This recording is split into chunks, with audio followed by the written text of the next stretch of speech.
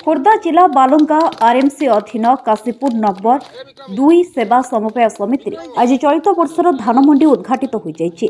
विधिवत भाव सोसाइटी सभापति प्रदीप कुमार षडंगी, संपादक तथा परचेजिंग ऑफिसर गोविंद्र पट्टनायक, निराकारपुर आंचलिक चाषी कमिटी सभापति विपिन जयसिंह, निराकारपुर सांबादिक संघ सभापति दीपक प्रधान, मिलर चंडीहर देव प्रोप्राइटर प्रियरंजन पात्र, बालुगा आरएमसी धान निरीक्षक विभूतिभूषण सेनापति प्रमुख नड़िया बाड़ी धान मंडी उद्घाटन करते।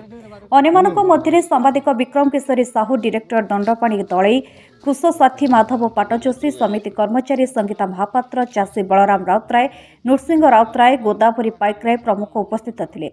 आज 40 टोकन मिलता बेले खबर लेखा पर्यंत 15 जन चाषी कागजपत्र देता बेले 2200 क्विंटाल धान जीवा समितिर सूचना मिली। समुदाय 263 जन चाषी सोसाइटी रे चलित वर्ष धान बिक्री पंजीकृत कर। खोर्धारू ज्ञानरंजन दास का रिपोर्ट, ओएनएम न्यूज।